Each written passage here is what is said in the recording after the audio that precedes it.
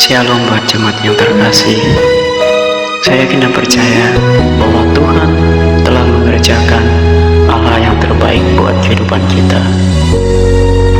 Seperti rusa rindu sungaimu, jiwaku rindu Engkau. Kaulah Tuhan hasrat hatiku, ku rindu menyembahmu. Engkau kekuatan dan perisaiku, kepadamu rohku berserah.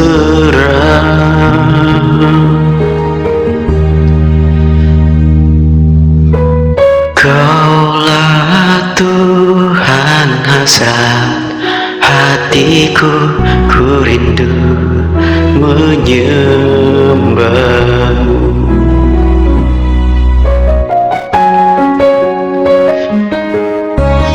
Saya yakin dan percaya jika Tuhan mengerjakan hal-hal yang terbaik buat kita, kita akan merasakan kasih Tuhan yang luar biasa. Seperti rusa rindu sungaimu, jiwaku rindu Engkau. Kaulah Tuhan hasrat hatiku, ku rindu menyembahmu. Engkau kekuatan dan perisaiku, kepadamu rohku berserah.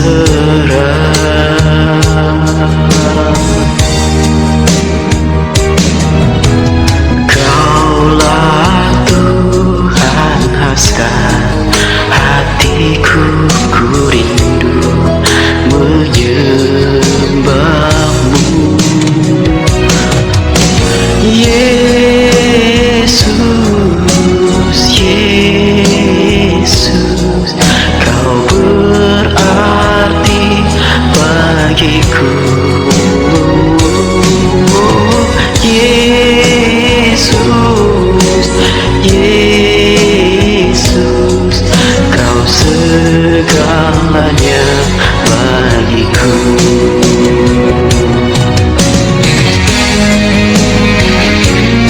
Kasih Tuhan tiada batasnya buat kita semua. Saya yakin dan percaya buat hari ini kasih Tuhan sangat luar biasa di dalam kehidupan kita masing-masing. Jika kita merasakan kasih Tuhan yang luar biasa buat hari ini. Engkau kekuatan dan perisaiku, kepadamu rohku berserah.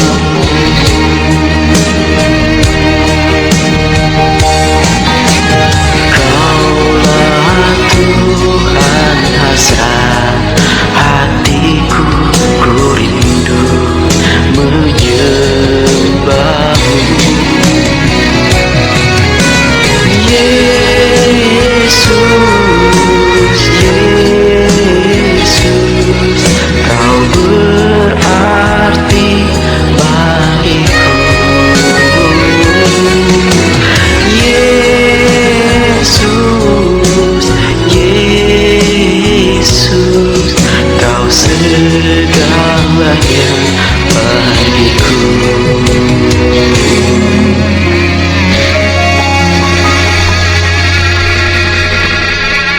Kau segalanya bagiku. Tuhan memberkati kita semua.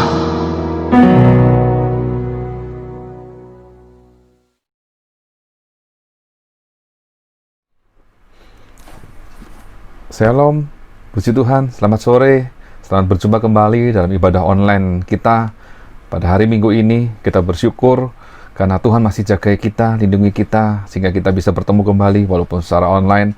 Kita sama-sama belajar kebenaran firman Tuhan, dan kita akan diberkati Tuhan sore hari ini. Karena firman Allah adalah firman yang memerdekakan, memberi kita kemenangan dan kekuatan iman yang baru. Nah, sebelum kita masuk ke dalam pemberitaan firman Tuhan, mari saya ajak Bapak Ibu Saudara untuk berdoa. Kita tunduk kepala, kita berdoa di hadapan Tuhan, minta pimpinan dan hikmat dari Roh Kudus. Mari kita berdoa. Bapa di dalam surga, kami mengucap syukur. Sore hari ini sungguh luar biasa keadaan kami, karena kami punya Allah yang luar biasa, yang selalu memimpin, menyertai, menolong kami, bahkan menyelamatkan kami. Sebagaimana keadaan kami saat sore hari ini, kami bersyukur karena Allah selalu ada bersama dalam kehidupan kami. Dan sore hari ini kami mau mendengar sebagian dari kebenaran firman-Mu ini, Bapa. Mari Tuhan sucikan, kuduskan kami, hati, tubuh, jiwa, roh, pikiran kami. Engkau sucikan dengan kuasa darah-Mu, supaya hanya Yesus Kristus saja yang mengurapi hamba-Mu, yang memberikan pengertian dan penjelasan yang baik untuk bisa dimengerti oleh kami semua. Dan Roh Kudus akan mengerjakan semuanya itu melalui pemberitaan Tuhan secara online sore hari ini. Kami mengucap syukur, kami menyerahkan pemberitaan firman-Mu ini dari awal sampai pada akhirnya nanti dalam pimpinan kuasa-Mu, supaya kami mengerti, kami lakukan apa yang menjadi kehendak Bapa atas hidup kami. Kami mengucap syukur, kami berterima kasih hanya di dalam nama Tuhan Yesus. Kami sambut firman-Mu. Haleluya. Amin. Puji Tuhan. Bapak Ibu Saudara dikasih Tuhan, sore hari ini kita akan sama-sama belajar dengan satu tema, yaitu kerendahan hati. Nah, saya ulangi, kita akan belajar satu tema, yaitu kerendahan hati. Nah, lawan kata dari rendah hati adalah sombong. Dan biasanya kita akan mudah belajar sesuatu hal kalau kita belajar dari hal yang negatif terlebih dahulu. Ya. Kalau sombong itu kata lainnya adalah angkuh, takabur, bahkan arogan ataupun congkak. Nah, kalau Bapak Ibu Saudara mendengar ada orang yang berkata-kata, wah, anak ini sombong banget ya, anak ini angkuh banget ya, orang ini terlalu arogan, bahkan wah, congkak dia. Nah, itu sama aja, setali tiga uang ya.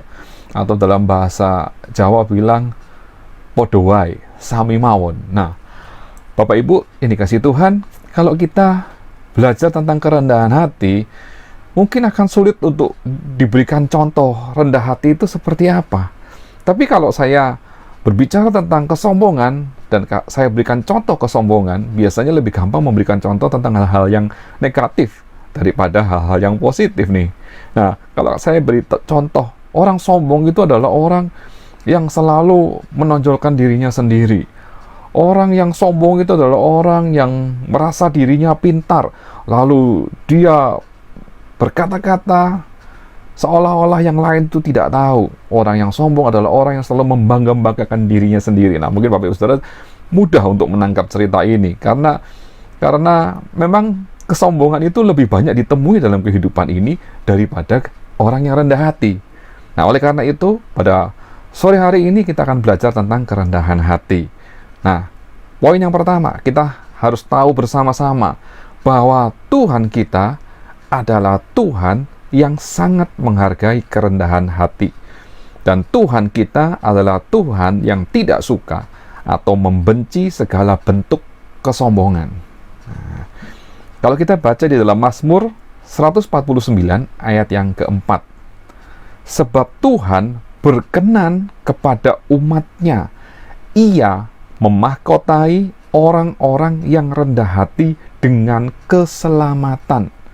Jadi jelas sekali bahwa Tuhan ini berkenan kepada setiap umat-Nya. Kita adalah umat Tuhan, kita adalah umat pilihan Tuhan. Berarti Tuhan memahkotai kita, orang-orang yang rendah hati itu, dengan keselamatan. Berarti orang yang rendah hati itu dikaruniai keselamatan dari Tuhan. Dan Tuhan sangat membenci kesombongan.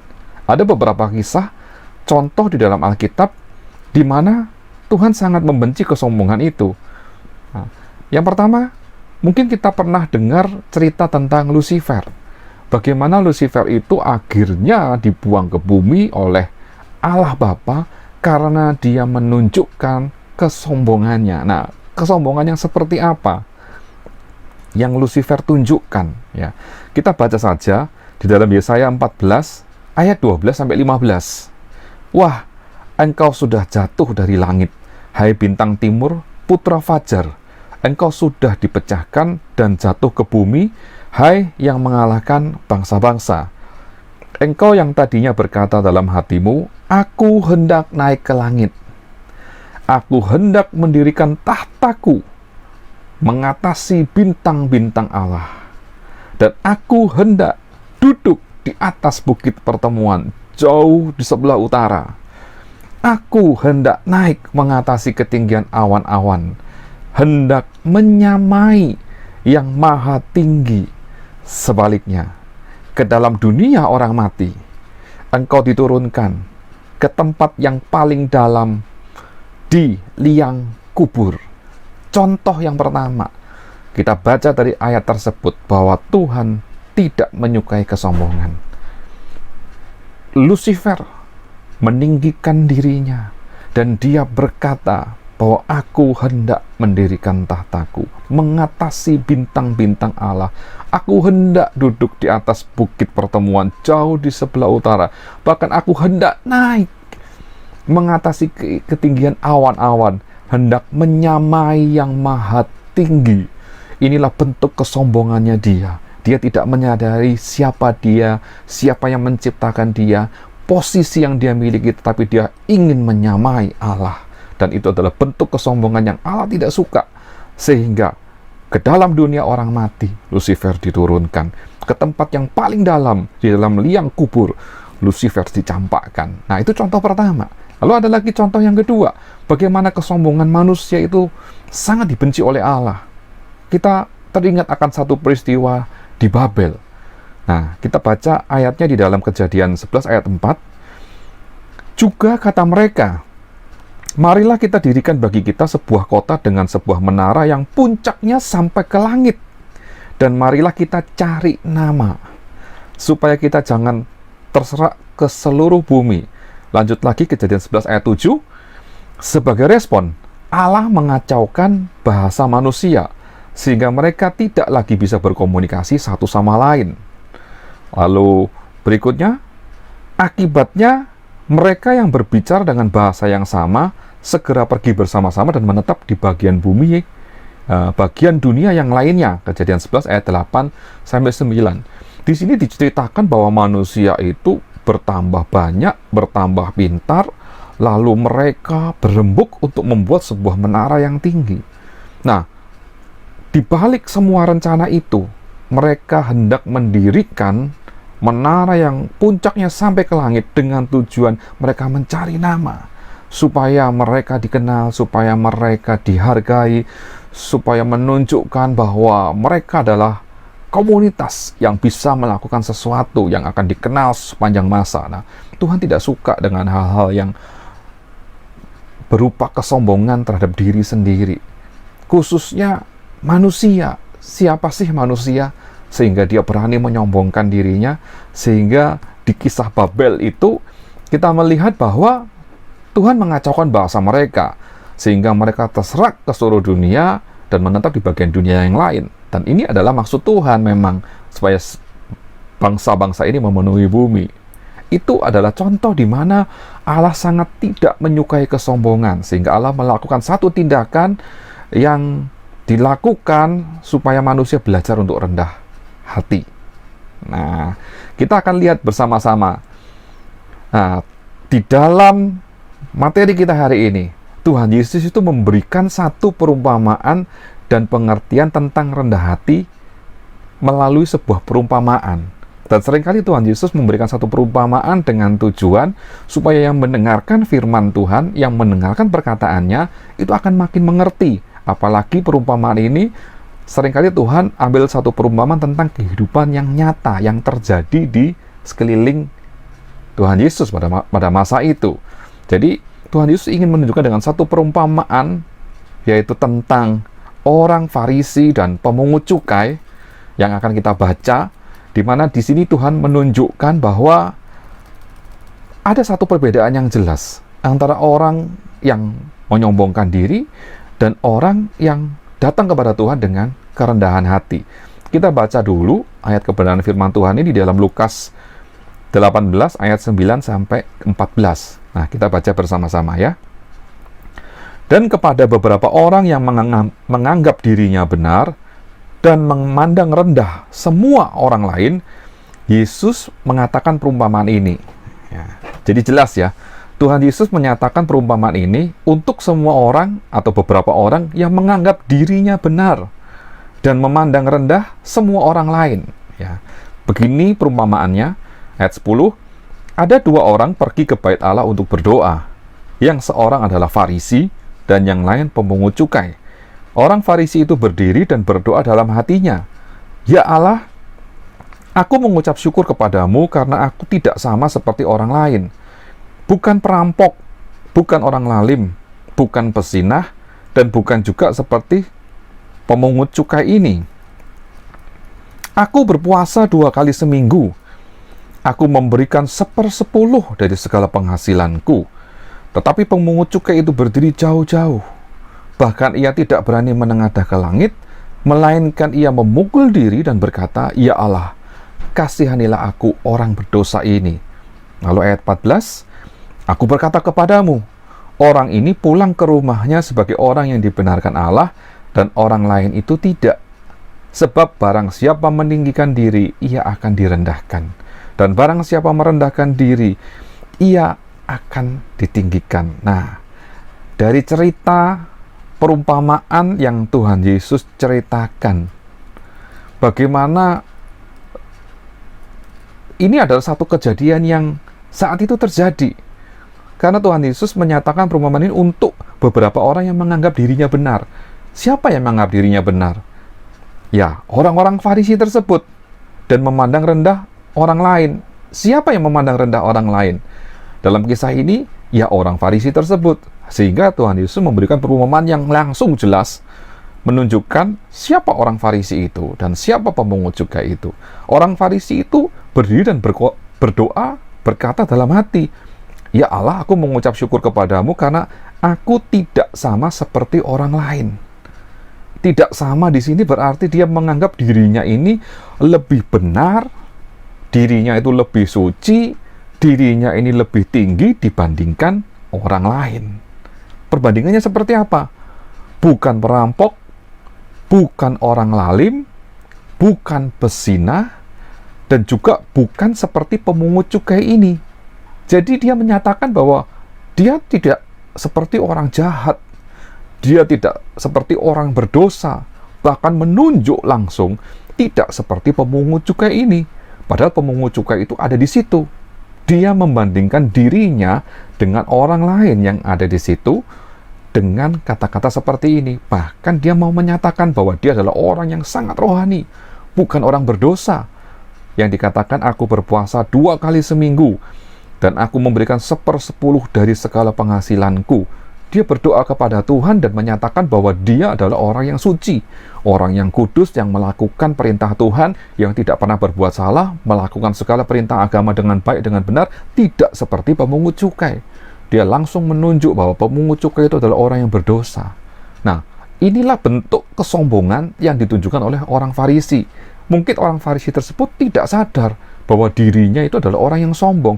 Tapi dengan cara dia berkata, dengan cara dia berdoa, yang seperti itu bahkan membandingkan dirinya dengan orang lain, dia menganggap dirinya yang benar, itu adalah satu bentuk kesombongan. Dan Tuhan berikan perbandingannya. Tetapi pemungut cukai itu berdiri jauh-jauh, menyadari keberadaannya, menyadari posisinya, bahkan ia tidak berani menengadah ke langit, karena menyadari bahwa dirinya adalah orang berdosa, tidak berani memandang wajah Yesus yang suci dan kudus. Bahkan ia memukul diri dan berkata, "Ya Allah, kasihanilah aku orang berdosa ini." Menyadari kelakuannya yang berdosa, menyesali segala yang dia lakukan, bahkan memukul diri sebagai bentuk penyesalannya, dan mengaku dengan mulutnya yang merupakan luapan ungkapan isi hatinya bahwa dia adalah orang yang berdosa. Sehingga dari situlah Allah bisa berkata, orang ini pulang ke rumahnya sebagai orang yang dibenarkan. Orang yang dibenarkan Allah, dan orang yang lain itu tidak. Jadi barang siapa meninggikan diri akan direndahkan. Barang siapa merendahkan diri, ia akan ditinggikan. Jadi Bapak Ibu Saudara yang dikasihi Tuhan, kerendahan hati itu dimulai dari dalam hati kita. Kalau kita sudah mulai membanding-bandingkan diri kita dengan orang lain, lalu mulai menilai, melihat bahwa engkau adalah orang yang benar, yang selalu melakukan perintah Tuhan, lalu dibandingkan dengan orang lain yang engkau anggap bahwa mereka adalah orang berdosa yang tidak menyadari keadaannya, yang terlihat nyata bahwa mereka adalah pencuri mungkin, mereka adalah pezinah mungkin, mereka adalah orang yang suka berkata-kata kotor dan sebagainya, dan engkau mulai berkata dari dalam hatimu bahwa engkau tidak sama dengan orang itu. Nah, saat itulah sebetulnya engkau sudah mulai dikuasai oleh kesombongan. Jadi hati-hati Bapak Ibu Saudara dikasihi Tuhan, karena kesombongan itu bermula dari dalam hati. Bagaimana mungkin bisa dari dalam hati itu keluar bentuk kesombongan? Karena kita memandang dengan mata, kita mendengar dengan telinga, panca indera kita ini menyerap segala informasi tentang orang lain, tentang keadaan di sekeliling kita, tentang hal-hal yang membuat pikiran kita bekerja, lalu kita mulai berpikir bahwa kita tidak sama dengan orang yang lain. Lalu mulai kita mulai berpikir bahwa kita ini lebih dibandingkan orang lain. Nah, saat kita mulai berpikir seperti itu, hati-hati. Karena pikiran, perasaan yang seperti itu akan menguasai pikiranmu. Cepat atau lambat, waktu yang berjalan akan membuat engkau mulai berpikir bahwa engkau adalah orang yang memiliki kesombongan karena engkau menganggap dirimu lebih dibandingkan orang lain. Dan saat itu terjadi, berarti dirimu dikuasai oleh kedaginganmu. Karena kesombongan ini adalah satu bentuk ungkapan, luapan, satu sikap di mana engkau ingin dihargai oleh orang lain. Engkau ingin dipuji, disanjung oleh orang lain. Nah, inilah bentuk kesombongan itu. Allah tidak suka dengan bentuk kesombongan yang seperti ini. Karena Allah ingin menguasai hati dan pikiran kita. Allah ingin supaya kerendahan hati itu ada dalam hidup kita. Bagaimana kerendahan hati itu bisa tampak? Wujudnya seperti apa? Sekali lagi, kerendahan hati pun dimulai dari dalam hati kita. Merupakan sikap hati yang akan muncul keluar saat kita mulai dikuasai oleh kesombongan. Lalu kita mulai membandingkan dengan orang lain. Kita harus mengingat kembali bahwa Tuhan itu membenci kesombongan. Tuhan menghargai kerendahan hati. Tuhan sangat mencintai orang-orang yang rendah hati, dan orang-orang yang rendah hati dimahkotai oleh keselamatan. Ada satu sikap kerendahan hati yang memang kita bisa tunjukkan di hadapan orang lain maupun di hadapan Tuhan. Kalau kita menunjukkan sikap kerendahan hati di hadapan Tuhan, artinya kita berani berkata-kata kepada Tuhan dengan jujur, mengakui segala dosa kesalahan kita, menyadari bahwa manusia ini adalah daging yang penuh dengan kelemahan. Manusia ini adalah manusia yang perlu dikasihani oleh Allah Bapa, manusia yang perlu ditebus oleh darahnya, manusia yang sangat rentan terhadap dosa apapun, dan kita tidak mungkin berdaya melawan segala tipu daya iblis, ataupun kita tidak bisa mengalahkan iblis kalau kita berjalan sendiri tanpa pertolongan Roh Kudus, tanpa pertolongan Tuhan. Jadi kita mari belajar di dalam segala hal, kita menyerahkan diri kita sepenuhnya kepada Tuhan untuk Tuhan pimpin, Tuhan pimpin, sehingga hidup kita ini benar-benar dijalani dengan perbuatan yang jujur, yang baik, yang benar, dan itu keluar tampak dalam setiap aktivitas kita. Itu adalah sikap hati yang penuh dengan kerendahan hati. Lalu bagaimana kita bisa belajar menjadi orang yang rendah hati? Nah, kalau kita berkata bahwa apakah ada sekolahnya untuk rendah hati? Nah, mungkin Bapak Ibu Saudara berkata, apakah ada kursus di dunia ini yang bisa mengajarkan kerendahan hati? Dan ada beberapa kursus kepribadian yang didirikan oleh orang-orang, dan di Indonesia mungkin salah satu yang terkenal namanya John Robert Powell. Nah, di situ mereka diajarkan karakter pribadi yang baik seperti apa, termasuk kerendahan hati. Tetapi bersyukurlah karena kita punya Tuhan Yesus Kristus yang adalah rendah hati. Jadi kalau Bapak Ibu Saudara tanya kepada saya, bagaimana kita belajar rendah hati? Jawabannya cuma satu, mari kita belajar kepada Yesus. Nah, dibutuhkan kerendahan hati untuk kita belajar menjadi rendah hati. Jadi saat Bapak Ibu Saudara dan saya memutuskan untuk belajar rendah hati, sebetulnya Bapak Ibu Saudara sudah mulai belajar praktek apa itu kerendahan hati.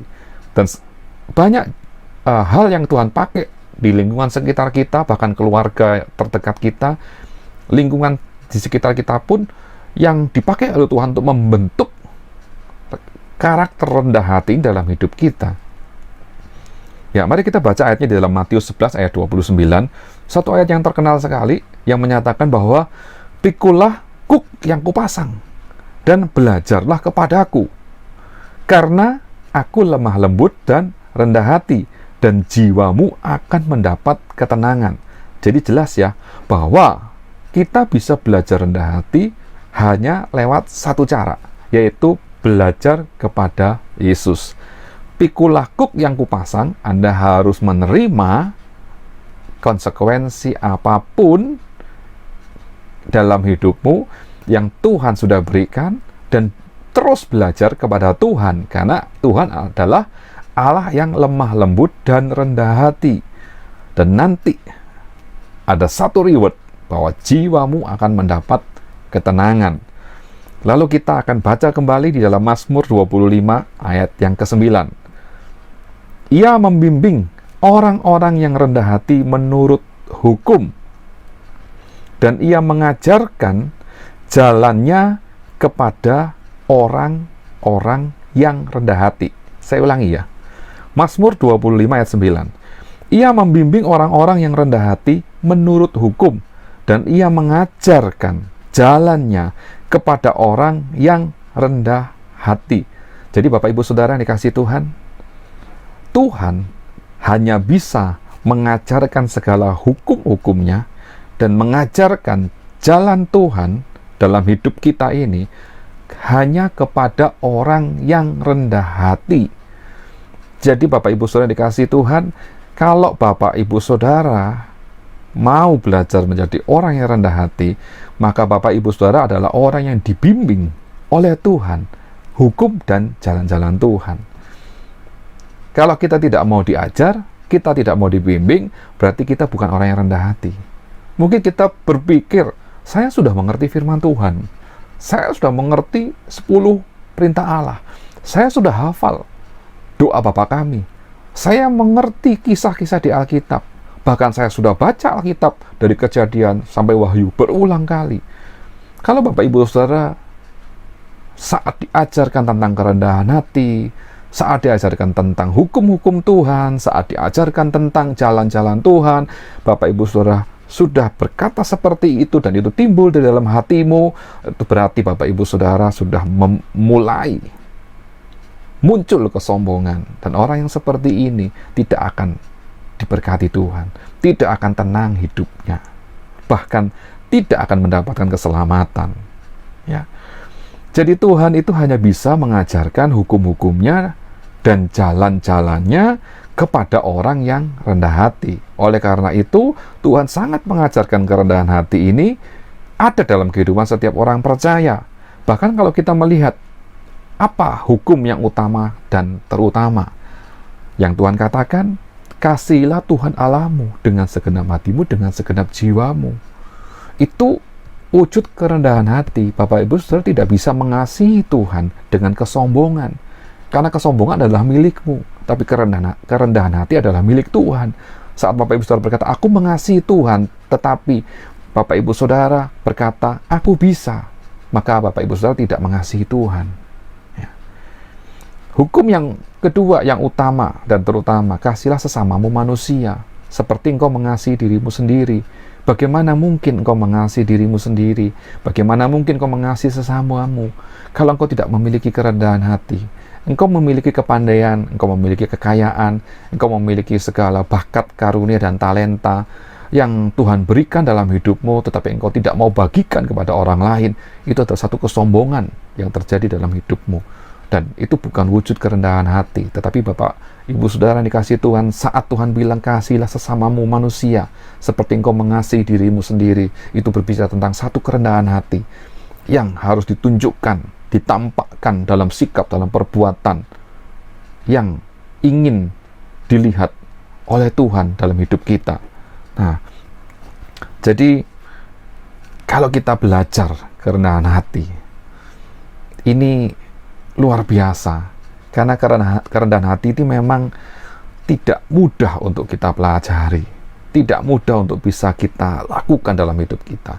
Tapi saya percaya jika Bapak Ibu Saudara memiliki kerendahan hati untuk belajar kepada Yesus, maka Tuhan Yesus akan terus membimbing hidupmu dengan mengajarkan jalannya, mengajarkan hukum-hukumnya, sehingga saat Bapak Ibu Saudara mengalami satu perkara, satu masalah, Bapak Ibu Saudara bisa mengatasi masalah tersebut. Dan ada beberapa contoh dalam kehidupan kita yang juga ditulis dalam firman Tuhan tentang hal-hal yang mempraktekkan kerendahan hati. Nah, beberapa di antaranya adalah bagaimana kita harus menjaga kedamaian, mempraktekkan nasihat Tuhan Yesus, dan bagaimana kita belajar untuk mengampuni orang lain yang bersalah kepada kita, sesuai kalau kita baca di dalam Matius 6 ayat 12-15 dalam doa Bapa kami, ampunilah orang yang bersalah kepada kami. Ya, bagaimana kita bisa belajar mengampuni orang lain? Khususnya bagaimana jika ada seseorang yang menyakiti hatimu dan engkau harus minta maaf kepadanya, engkau harus mengakui kesalahannya kalau memang engkau yang bersalah, minta ampun, mengakui kesalahanmu, dan berdamai dengan orang tersebut. Itu satu wujud kerendahan hati, dan ujiannya di situ. Bagaimana kita meminta maaf?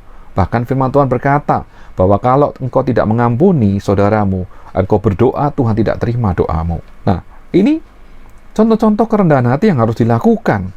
Karena tidak bisa kita hidup dengan berkata, aku mengasihi Tuhan, lalu Bapak Ibu datang kepada Tuhan, Tuhan ini aku orang yang berdosa, aku orang yang bersalah, tetapi di dalam hatimu masih menyimpan kepahitan, masih menyimpan sakit hati, masih menyimpan kekecewaan, masih menyimpan kesalahan.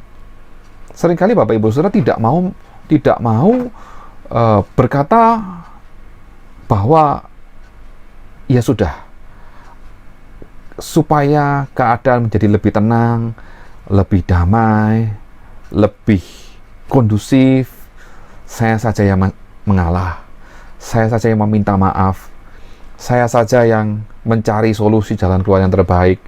Kalau yang lain tidak mau mengakui kesalahannya, ya mungkin saya yang salah, saya minta maaf. Untuk menjadi seorang pendamai tidak mudah, dibutuhkan kerendahan hati. Untuk menjadi seorang yang mempraktekkan kerendahan hati dalam hidupnya dengan mengampuni saudaramu, mengampuni keluargamu, mengampuni orang-orang yang menyakiti hatimu, memang tidak mudah. Tapi kita belajar kepada Yesus seperti Tuhan Yesus berkata, Bapa, ampunilah mereka karena mereka tidak tahu apa yang mereka perbuat. Itulah bentuk kerendahan hati yang Tuhan Yesus nyatakan sampai akhir hidupnya, saat dia melakukan perintah Bapanya dengan taat, dengan setia. Jadi Bapak Ibu saudara dikasihi Tuhan, ada banyak firman kebenaran di dalam Injil yang kita baca, dalam Alkitab ini, yang menceritakan tentang kerendahan hati. Dan Bapak Ibu Saudara, sore hari ini kita belajar tentang kerendahan hati. Ada satu contoh perumpamaan yang Tuhan Yesus ceritakan kepada orang yang menganggap dirinya benar, yang menganggap dirinya lebih di antara orang yang lain, dengan satu kisah orang Farisi dan pemungut cukai. Dan sekali lagi, lewat cerita ini kita melihat contoh yang jelas. Bentuk kesombongan itu seperti apa, bentuk kerendahan hati itu seperti apa. Dan sore hari ini, saya mengajak Bapak Ibu Saudara untuk waspada, hati-hati, jaga hatimu, supaya jangan dikuasai oleh keinginan-keinginan daging, sehingga keinginan-keinginan itu akan membuahi pikiranmu, dan pikiranmu akan diracuni oleh hal-hal yang hanya menyenangkan dagingmu saja, dan engkau menjadi orang yang sombong. Sekali lagi kita akan baca ayatnya di dalam Amsal 16 ayat ke-5. Setiap orang yang tinggi hati adalah kekejian bagi Tuhan. Sungguh, ia tidak akan luput dari hukuman. Ingat ayat ini. Orang yang tinggi hati adalah kekejian bagi Tuhan. Sungguh, ia tidak akan luput dari hukuman. Kalau Bapak Ibu Saudara mulai timbul pikiranmu bahwa aku tidak sama dengan orang lain, cepat buang pikiran itu, lalu ingat firman Tuhan bahwa orang yang tinggi hati, kekejian bagi Tuhan, dan tidak akan luput dari hukuman. Tetapi orang yang rendah hati akan dimahkotai oleh keselamatan. Jadi Bapak Ibu Saudara bisa langsung ambil tindakan, ambil sikap, mengaku di hadapan Tuhan, ampuni segala pikiran perasaan yang sombong yang ada di dalam hati kita. Jangan biarkan itu terus berkembang, ya. Dan terakhir, saya ingin nyatakan bahwa rendah hati, kerendahan hati adalah perintah Tuhan bagi kita semua. Kerendahan hati harus selalu ada di dalam kehidupan kita. Setiap anak-anak Tuhan yang mengaku Yesus adalah Guru dan Tuhan, pengikut Kristus, maka kita wajib rendah hati, karena ini adalah perintah dari Tuhan Yesus sendiri. Kita baca ayatnya dalam Kolose 3 ayat 12. Karena itu, sebagai orang-orang pilihan Allah yang dikuduskan dan dikasihinya, kenakanlah belas kasihan, kemurahan, kerendahan hati, kelemah lembutan, dan kesabaran. Saya ulangi, ayat ini akan menjadi ayat penutup bagi kita semua. Ayat ini akan menjadi ayat emas dalam hidup kita. Apa yang menjadi perintah Tuhan yang harus kita lakukan dalam hidup kita. Kolose 3 ayat 12. Karena itu, sebagai orang-orang pilihan Allah, Bapak Ibu Saudara dan saya dipilih oleh Allah. Bapak Ibu Saudara dan saya yang dikuduskan dan dikasihinya, bukan hanya sekedar orang yang dipilih oleh Allah. Bapak Ibu Saudara dan saya adalah orang yang dikuduskan, yang sudah diselamatkan, yang dikasihi oleh Allah, yang ditebus segala dosa kesalahan kita dengan darahnya yang mahal, darah Tuhan Yesus Kristus, yang mengampuni segala dosa kesalahan kita, yang mengangkat kita menjadi anaknya. Kalau kita adalah orang-orang seperti itu, maka perintah Tuhan adalah kenakanlah, pakailah, lakukanlah, hiduplah di dalamnya belas kasihan, kemurahan, kerendahan hati, kelemah lembutan, dan kesabaran. Puji Tuhan, sore hari ini Bapak Ibu Saudara dan saya diajarkan tentang kerendahan hati. Sore hari ini kita belajar sama-sama kepada Tuhan Yesus yang adalah guru dan teladan kita. Bagaimana kerendahan hati itu hanya ada di dalam Yesus Kristus Tuhan.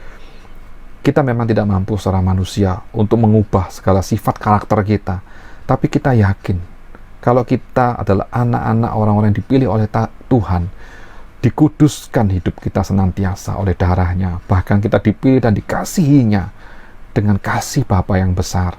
Kuasa Roh Kudus selalu ada dalam hidupmu. Saya yakin, saya percaya Bapak Ibu Saudara akan ingat selalu perintah Tuhan ini, bahwa kita harus hidup di dalam kerendahan hati. Dan percayalah, saat Bapak Ibu Saudara hidup dalam kerendahan hati, Bapak Ibu Saudara akan mendapatkan ketenangan, mendapatkan kedamaian. Bapak Ibu Saudara adalah orang-orang yang menang, karena Bapak Ibu Saudara mengikuti perintah Kristus dalam hidupmu. Puji Tuhan, Tuhan Yesus memberkati kita sore hari ini. Mari kita akan berkata sore hari ini, saya bisa, karena saya memiliki Kristus. Untuk hidup saya diubahkan menjadi orang yang penuh dengan kerendahan hati. Puji Tuhan, Tuhan Yesus memberkati kita sore hari ini, dan kita akan berdoa untuk mengakhiri renungan kebenaran firman Tuhan sore hari ini. Mari kita berdoa. Bapa di dalam surga, sungguh kami mengucap syukur. Ada satu perintah yang Engkau perintahkan kepada kami semua untuk kami hidup selalu dalam kerendahan hati. Kami tahu kami tidak mampu untuk membentuk karakter hidup kami tanpa Engkau. Kami membutuhkan Roh Kudus untuk mengubahkan karakter hidup kami ini. Kuasa-Mu terus menguasai kehidupan kami, hati dan pikiran kami dijagai oleh Roh-Mu, supaya setiap firman kebenaran yang kami dengar sore hari ini, itu akan mengingatkan kepada kami saat kami salah melangkah, saat kami mulai dikuasai oleh kedagingan dan kesombongan diri kami. Kami percaya kuasa bilur darah-Mu itu yang akan mengampuni segala dosa kesalahan kami ini, menggantikannya dengan kerendahan hati. Karena kerendahan hati itulah yang akan membawa kami kepada kedamaian, membawa dan memimpin kami kepada keselamatan. Kami mendapatkan ketenangan dalam jiwa kami.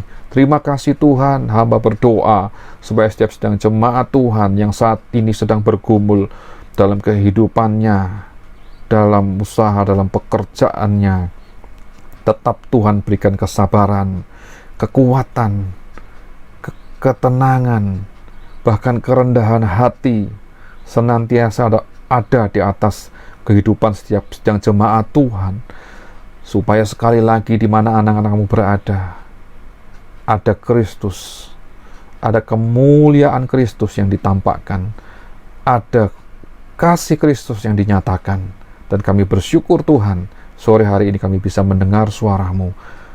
Tuhan, mampukan setiap kami. Tuhan, berkati setiap kami. Kami mengucap syukur hanya di dalam nama Tuhan Yesus Kristus. Kami sudah berdoa, kami sudah mengucap syukur. Haleluya. Amin. Puji Tuhan, selamat sore, Tuhan Yesus memberkati kita semua. Amin.